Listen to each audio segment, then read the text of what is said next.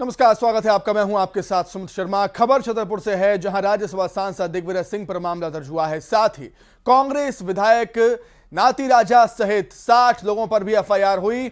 इन पर बिना परमिशन थाने पर प्रदर्शन करने को लेकर पुलिस ने ये एफआईआर की है। पुलिस के मुताबिक कांग्रेस कार्यकर्ताओं ने आचार संहिता का उल्लंघन करते हुए पुलिस थाने पर प्रदर्शन किया, इसलिए सभी के खिलाफ मामला दर्ज किया गया। आपको बता दें कि दिग्विजय सिंह छतरपुर में कांग्रेस कार्यकर्ता सलमान की हत्या को लेकर खजुराहो थाने के सामने धरने पर बैठ गए थे और आरोपियों की गिरफ्तारी की मांग भी उन्होंने की थी।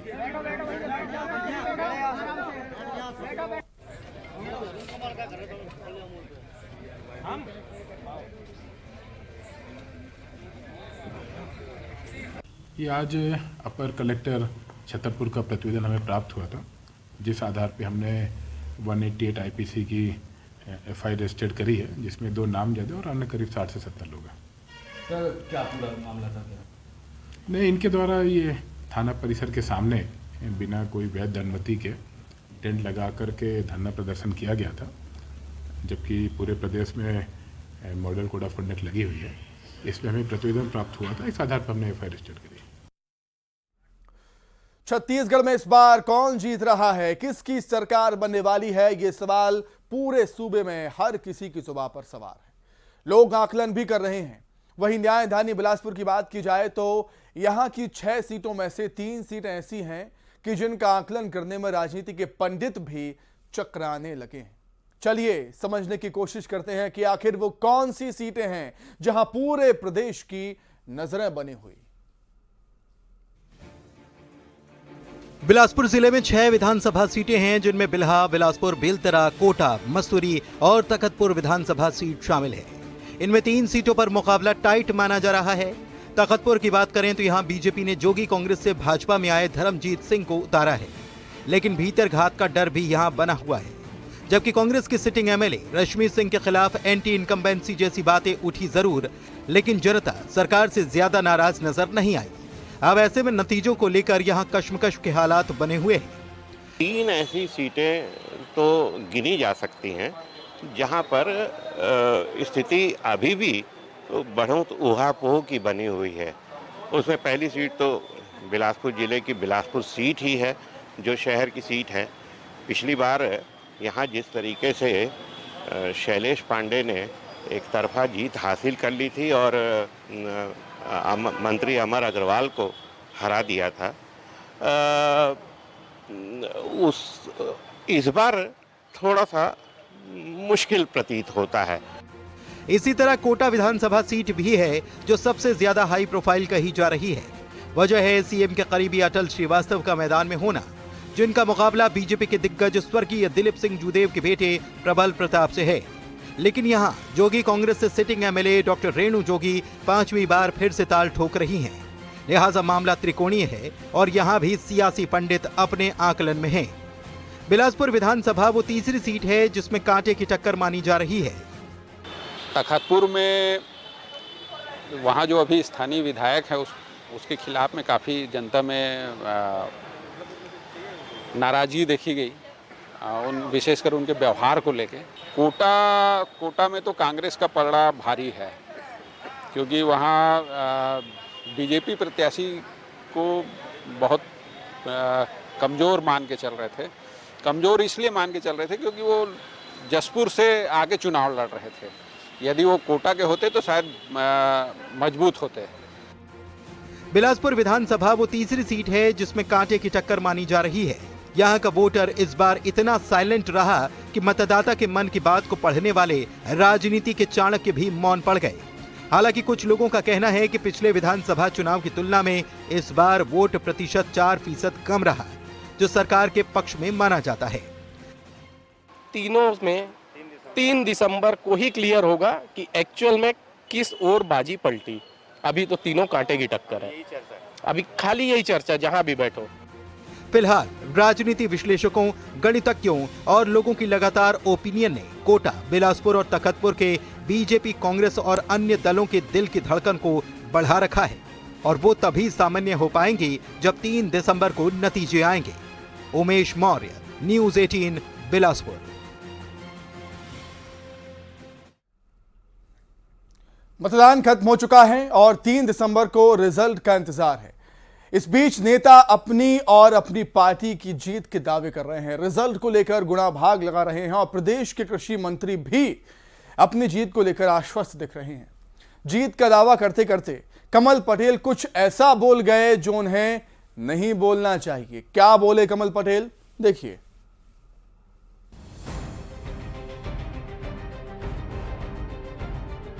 एमपी में चुनाव निपटने के बाद बीजेपी दफ्तर पहुंचे कैबिनेट मंत्री कमल पटेल ने विवादित बयान दे दिया।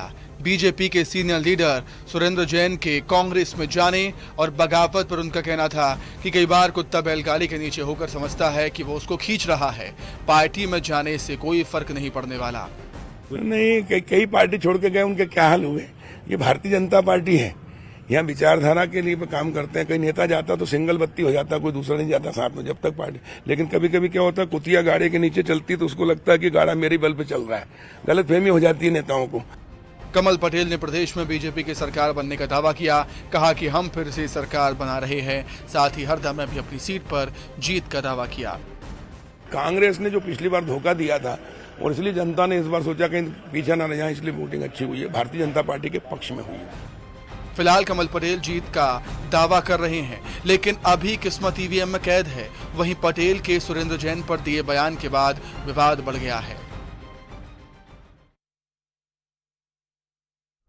विधानसभा के नतीजे 3 दिसंबर को आएंगे। उससे पहले विधानसभा सचिवालय ने नई विधानसभा गठन की तैयारियां शुरू कर दी हैं। जिन माननीयों ने चुनाव नहीं लड़ा उन्हें घर खाली करने का फरमान दिया गया, जिससे कि नए विधायकों को बंगले मिल सके। मध्य प्रदेश विधानसभा चुनाव के नतीजों से पहले ही विधानसभा सचिवालय ने नई विधानसभा गठन की तैयारियां भी शुरू कर दी हैं। सचिवालय ने माननीयों को घर खाली करने का निर्देश दिया है। 30 मौजूदा विधायकों को चिट्ठी भेजी गई है और चुनाव नहीं लड़ रहे विधायकों को नोटिस दिया गया है। विधानसभा सचिवालय ने राज्य सरकार को इसके लिए पत्र भेजा है। प्रदेश की सरकार को पत्र लिखकर विभिन्न विभागों के गेस्ट हाउस और रेस्ट हाउस खाली रखने को कहा गया है, जिससे कि नए विधायकों को परेशानी ना हो। बीजेपी और कांग्रेस के विधायक जिन्होंने चुनाव नहीं लड़े हैं और जिनको आवास खाली करने के लिए नोटिस भेजा गया है, उनमें आकाश विजयवर्गीय, जालम सिंह पटेल, पारस जैन, सुमित्रा कास्डेकर, राजेश प्रजापति सहित 30 नाम शामिल हैं। छत्तीसगढ़ के इतिहास की सबसे खौफनाक वारदात पर सुप्रीम कोर्ट ने बड़ा फैसला लिया।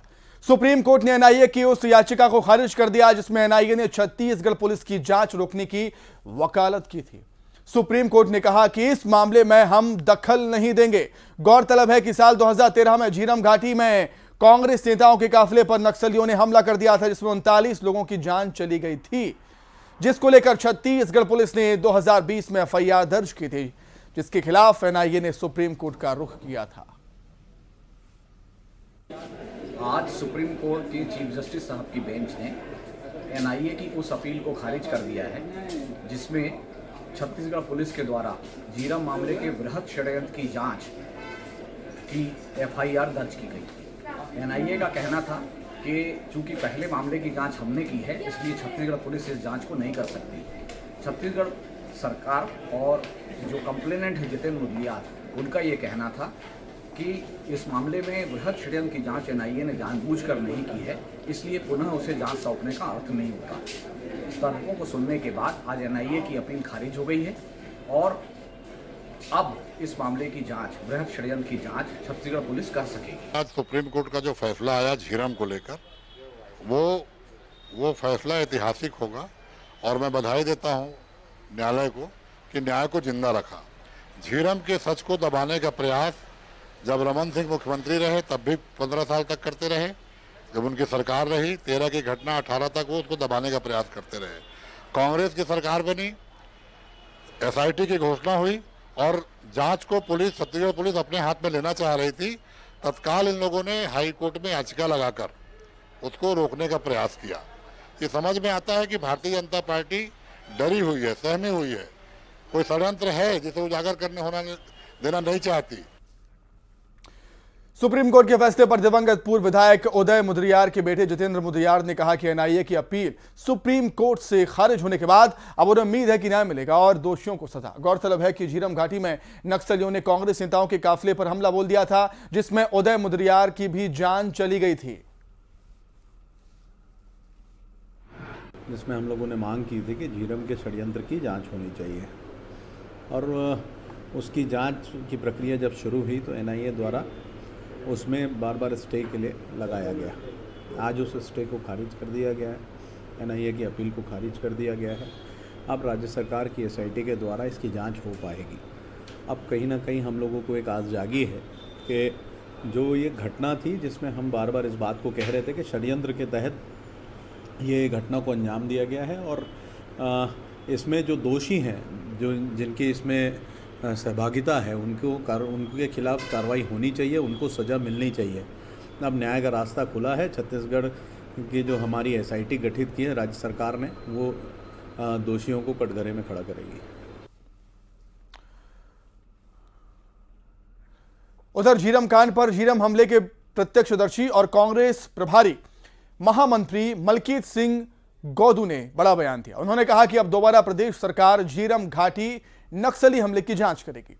गैदू ने कहा कि सुपारी किलिंग कर कांग्रेस नेताओं की हत्या की गई। झीरम का जिन अब बाहर निकलेगा और गुनहगार सलाखों के पीछे होंगे। झीरम हमले को लेकर आज सुप्रीम कोर्ट ने एनआईए की अपील को खारिज कर दिया है। अब ये दोबारा जो घटना हुई थी उसकी जांच प्रदेश सरकार करेगी। हमारे साथ मौजूद है कांग्रेस के महामंत्री और वो घटना के वक्त जो प्रत्यक्षदर्शी मौजूद थे मलकीत सिंह गैदू। इनसे बात करते हैं। आज जो फैसला आया किस कैसा मानते हैं? इस फैसले का मैं स्वागत करता हूं।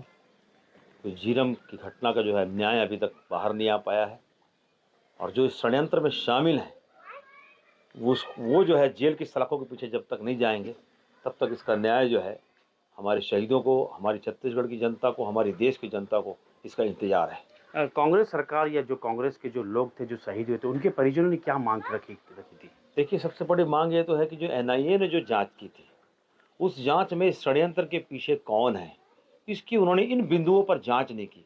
उन्होंने खाली बयान लिया, बयान के आधार पर जो है खाली जो है उन्होंने ये नहीं पूछा कि षड्यंत्र के पीछे कौन है, कैसा, उस एंगल से उन्होंने जांच नहीं की। इस कारण जैसे ही हमारी सरकार आई, भूपेश बघेल जी की सरकार ने सबसे पहला ये काम किया, एसआईटी का गठन किया और इसकी जाँच प्रारंभ की। और उसके बाद जो है एनआईए ने जो है हाई कोर्ट में इसका जो है स्टे ले लिया और उससे जो है इसमें बाधा उत्पन्न हो गई और ये जाँच रुक गई। और आज सुप्रीम कोर्ट का जो ये ऐतिहासिक फैसला आया है, इससे हमें लगता है कि बहुत जल्द जो है सलाखों के पीछे जो षड्यंत्रकारी वो पीछे होंगे। इस घटना के लगभग 10 साल से ऊपर हो गए हैं। क्या लगता है सुपारी किलिंग का जो बात रखा था कांग्रेस ने, ये कितना सच होगा? देखिए, मैं तो शुरू से कह रहा हूँ कि सुपारी किलिंग है, क्योंकि जिस तरह से घटना को अंजाम दिया गया, जिस प्रकार से सुरक्षा मुय्यम नहीं थी, जिस प्रकार से हम सुकमा के जो आम सभा में हम बैठे थे वहाँ सुरक्षा नहीं थी, रास्ते में आरोपी नहीं थे, इसमें साफ हम शुरू से कह रहे हैं कि सुपारी किलिंग है। इसकी जांच देखिए अब होगी, अब हमें न्याय मिलेगा और इसमें जो भी दोषी है ये जेल की सलाखों के पीछे रहेंगे। क्या लगता है अब झीरम का जो जिन है बाहर आ पाएगा? बिल्कुल झीरम का जिन बाहर आएगा, क्योंकि हमारे भूपेश बघेल जी की सरकार, कांग्रेस की सरकार बिल्कुल इसमें कटिबद्ध है। इतने लोग 32 के 32 लोग शहीद हुए हैं, तो उन शहीदों को भी जो है परिवारों को न्याय मिलेगा। तो देख सकते हैं झीरम जो घटना है लगभग 10 वर्षों से ऊपर अधिक हो गए। अब इसके बाद दोबारा जो जांच है छत्तीसगढ़ सरकार करेगी। अब देखना होगा जो झीरम हमला है इसकी जांच में कौन सामने आता है। श्रीनिवास नायडू, न्यूज 18, जगदलपुर। उधर झीरम घाटी कांड पर सुप्रीम कोर्ट के दिए गए फैसले को लेकर सीएम भूपेश बघेल ने सोशल मीडिया एक्स पर लिखा और सुप्रीम कोर्ट के फैसले की तारीफ की। लिखा उन्होंने, झीरम कांड में सुप्रीम कोर्ट ने अहम फैसला दिया है। कोर्ट का फैसला न्याय का दरवाजा खुलने जैसा है। अब छत्तीसगढ़ पुलिस इसकी जांच करेगी। किसने किसके साथ मिलकर षड्यंत्र रचा था, अब साफ हो जाएगा। झीरम घाटी के शहीदों को एक बार फिर श्रद्धांजलि।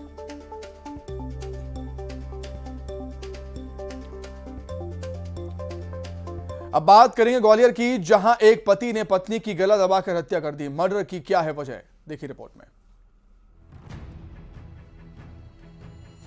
शहर के हजीरा थाना इलाके में रहने वाली पूनम और जितेंद्र भदौरिया दोनों की शादी 5 साल पहले हुई। इनके 2 बेटे, एक की उम्र 5 साल, दूसरे की उम्र 2 साल है। दोनों की जिंदगी में सब ठीक चल रहा था, तभी जितेंद्र की जिंदगी में एक दूसरी लड़की आ जाती है और फिर विवाद शुरू हो जाता है। सोमवार रात को जितेंद्र ने पूनम के साथ मारपीट की तो पूनम ने अपनी छोटी बहन को फोन किया। खबर मिलते ही पूनम का भाई, उसका दोस्त बहन के घर पहुंचे। जब दोनों पूनम के घर पहुंचे तो पूनम जमीन पर पड़ी हुई थी। उसका पति जितेंद्र उसकी छाती पर बैठकर उसका गला दबा रहा था। इन लोगों ने किसी तरह से पूनम को बचाया, लेकिन वो बेसुध हो चुकी थी और पूनम को हॉस्पिटल लेकर पहुंचे, जहां उसने इलाज के दौरान दम तोड़ दिया। जैसे ही मैंने उसको जाके देखा, मैंने कहा भाई ये क्या कर रहा है, तो वो और तेज खींचने लगा। तब मैंने उसको छुड़ाया उससे, तो मुझ पे हावी हुआ। मोहल्ले वाले से भी पता किया, मैंने कहा तुमने क्यों नहीं छुड़ाया, बहुत देर से मार रहे थे। तो कह रहा वो सबको मार रहा था, सब पे गाली गलौज कर रहा था, इसलिए मोहल्ले वाले कोई आए नहीं। कारण अभी स्पष्ट नहीं हो पाया। पुराना कलेश चल रहा है, बोला शादी के समय से इनका आपस में विवाद चलता था और पति पत्नी की आपस में बनती नहीं थी। ऐसा कुछ अभी समझ में नहीं आया है। अगर साक्ष्य में कुछ आएगा तो हम उस पर अगली कार्रवाई करेंगे। आरोपी अभी पकड़ा जाएगा, उसकी टीम रवाना है और जल्द से जल्द उसको हम पकड़ लेंगे। वारदात के बाद से ही आरोपी जितेंद्र फरार है। वहीं पुलिस मामले की जांच में जुटी हुई है। तो एक बार फिर शादी के संबंधों ने एक घर को तबाह कर दिया। बिहार में अब 75% आरक्षण की व्यवस्था लागू हो गई है। अब इसका फायदा जनता को मिल पाएगा। आरक्षण से जुड़े विधेयक पर राज्यपाल ने हस्ताक्षर कर दिए हैं। इसी के साथ ही सरकार ने गजट जारी कर दिया है। अब सरकारी नौकरियों और शिक्षण संस्थाओं में रिजर्वेशन का दायरा बढ़कर 75% हो जाएगा। सरकार जहां व्यवस्था लागू होने से खुश है, तो वहीं इस मुद्दे पर सत्ता पक्ष और विपक्ष दलों के बीच क्रेडिट लेने की होड़ भी है।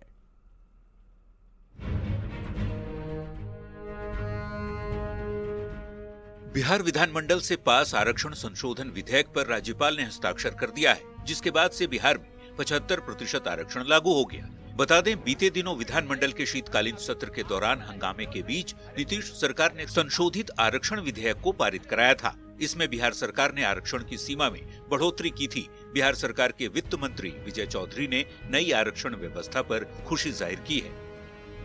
सरकार तत्काल इस संबंध में अधिसूचना जारी करके तत्काल इन कानूनों के हिसाब से आरक्षण के प्रावधानों को लागू करेगी। चाहे वो सरकारी नौकरियों में आरक्षण का मामला हो या शैक्षणिक संस्थानों में आरक्षण का मामला हो, तो ये स्वाभाविक प्रक्रिया जरूर थी और महामहिम ने सहमति दे दी है, शीघ्र ही दिया है, इसलिए यह प्रसन्नता की बात है। इस ऐतिहासिक फैसले को लेकर सरकार और विपक्ष दोनों में क्रेडिट लेने की होड़ मची है और दोनों एक दूसरे पर निशाना भी साध रहे हैं। बिहार ने जो कदम उठाया है एक नजीर है देश के लिए। देश में बैठे लोग जाति आधारित गणना के खिलाफ में खड़े थे।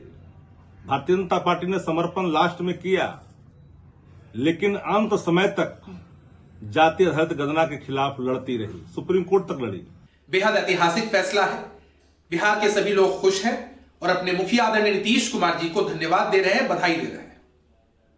नीतीश कुमार जी ने अपने दृढ़ संकल्प से साबित किया है कि यदि नीति और नियत सही हो तो सफलता जरूर मिलती है। भारतीय जनता पार्टी ने जो गरीबों के लिए जो आरक्षण सरकार ने 75% बढ़ाया है, उसके लिए पुरजोर समर्थन किया था और राज्यपाल महोदय से आदेश निकल गया है।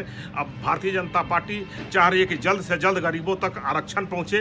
भारतीय जनता पार्टी ने इसके लिए पुरजोर सहयोग किया।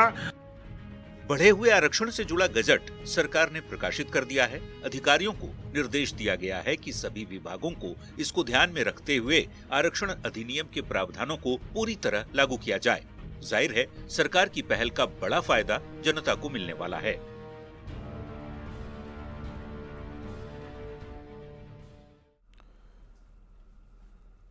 उत्तरकाशी में हादसे का आज 10वां दिन है। टनल में अब भी 41 मजदूर फंसे हुए हैं। देश के साथ ही विदेश की भी कई एजेंसियां रेस्क्यू ऑपरेशन में जुटी हुई हैं। ऐसे में आज की सुबह एक ऐसी तस्वीर सामने आई जिसने रेस्क्यू टीम के साथ ही टनल में फंसे मजदूरों के चेहरे पर भी मुस्कान ला दी।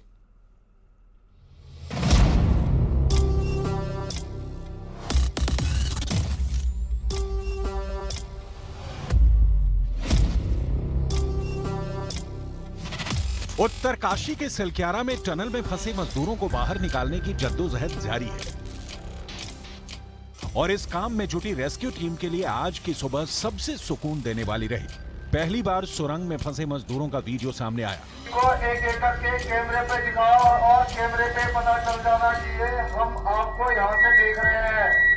वीडियो में भी सभी मजदूर न सिर्फ सुरक्षित बल्कि स्वस्थ भी दिख रहे हैं।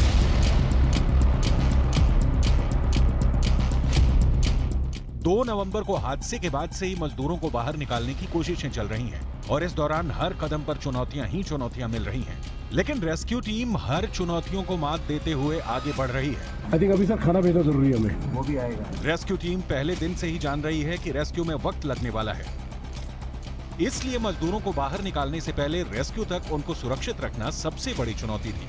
लेकिन टीम ने वो कर दिखाया। फंसे मजदूरों की सटीक लोकेशन पता की गई, उन तक ऑक्सीजन की सप्लाई भी की गई, पानी पहुंचाया गया और ड्राई फ्रूट्स के बाद खाने के लिए खिचड़ी भी सुरंग के अंदर भेजी गई। अगला स्टेप मजदूरों से संपर्क करने का था और उसे भी रेस्क्यू टीम ने बखूबी अंजाम दिया।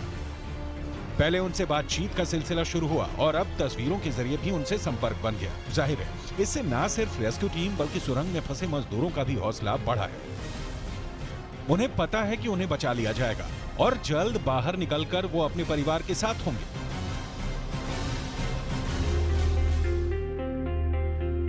पिछले 10 दिनों से पूरा देश उत्तरकाशी के इस टनल पर टकटकी लगाए हुए बैठा है।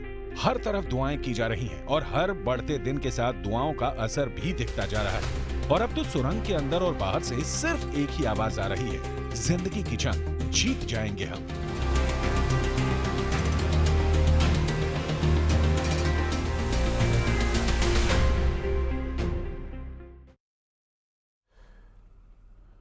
उत्तरकाशी में एक तरफ जहां 41 मजदूर जिंदगी की जंग लड़ रहे हैं, वहीं उज्जैन में उनकी सलामती के लिए महाकाल के दर पर प्रार्थना भी की जा रही है। महाकालेश्वर मंदिर में विशेष पूजा की गई। पंडितों ने मजदूरों के लिए महामृत्युंजय मंत्र का जाप किया।